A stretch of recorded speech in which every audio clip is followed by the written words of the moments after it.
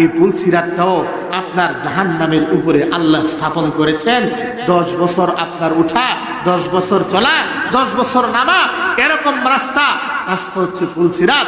রাসূল বলেন এই পুলসিরাতটা এমন ধারালো, তরবারির চেয়ে আরো ধারালো, এমন সূক্ষ্ম, ব্লেডের চাইতে আরো সূক্ষ্ম। এই সূক্ষ্ম পুলসিরাত দিয়া আপনাকে আমাকে পার হইতেই হবে।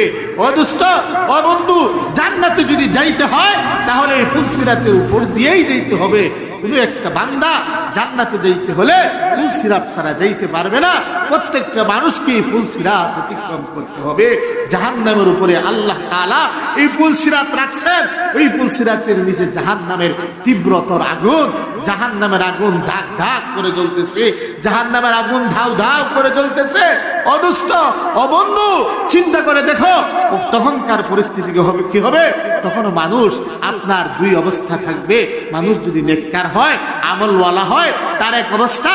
আর যদি বান্দা নেককার না হয়, দুনিয়া থাকা অবস্থায় আল্লাহকে ভয় করে না, দুনিয়া থাকা অবস্থায় নামাজ পড়ে না, দুনিয়া থাকা অবস্থায় পর্দা করে না, দুনিয়া থাকা অবস্থায় শরীয়তের পথে চলে না, তখন ওই অবস্থায় কিয়ামতের ময়দানে কি যে পরিস্থিতি হবে।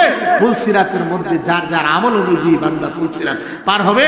রাসূল বলেন বান্দা যদি নেককার হয়, তার নেকওয়ালা যদি হয়, তাহলে তার নেকের পরিমাণ অনুযায়ী বান্দা রাস্তা পার হবে। বান্দা দুনিয়া থাকা অবস্থায় মানুষেরও বিভিন্ন কিসিম আছে, মানুষের বিভিন্ন প্রকারের আছে। কেউ শুধু ফরজগুলো আদায় করে, কেউ ফরজের সাথে ওয়াজিব নফলগুলো আদায় করে, কেউ রাত্রে গভীর উইটা তাহাজ্জুদের নামাজও পড়ে। কেউ বান্দা এমন আছে ফরজ ওয়াজিব সুন্নাত মুস্তাহাব সবগুলো তো আদায় করে, এমনকি নফলগুলো আদায় করে আপনার হারাম থেকে বাঁচে, এমনকি সন্দেহযুক্ত জিনিস থেকেও বাঁচে। ওই রকম বান্দা যদি হয়, রাসূল বলেন সে বিদ্যুতের গতিতে পার হবে। জোরে জোরে বলি সুবহানাল্লাহ। বান্দার আমলটা ভালো, বান্দা ফরজ ওয়াজিব সুন্নাত মুস্তাহাব সব আমল করছে, সাথে সাথে হারাম থেকে বাঁচছে, নফল মুস্তাহাব সবগুলো আদায় করছে, তাকওয়ার জিন্দেগি গঠন করছে, তার জন্য পুলসিরাতটা বিদ্যুতের গতিতে পার হবে। কোন বান্দা আছে ফরজ ওয়াজিব সুন্নাত গুলো পালন করছে, আর নফলের এত ধারাধারি ছিল না, নফল এতটা পড়ে নাই, তো বান্দার এরকম পরিস্থিতি হবে। কোনো বান্দা হবে ঘোড়া দিয়া যাইবে, ঘোড়ার গতিতে যাইবে, কোনো বান্দা গরুর গতিতে যাইবে, কোনো বান্দা এরকম তার আমল কম, সেই বান্দা হাঁটতে হাঁটতে যাইবে, তল দিয়ে জাহান্নামের আগুন দাগ দাগ করবে। চিন্তা করে দেখেন এই পরিস্থিতির মধ্যে কি যে হবে, কি যে অবস্থা হবে। ওই অবস্থায় পুলসিরাত পার হইতে হবে। অদুষ্ট, অবন্ধু, কেউ বিদ্যুতের গতিতে চলে যাবে, কেউ ঘোড়ার গতিতে চলে যাবে, কেউ আপনার ছাগলের গতিতে চলে যাবে।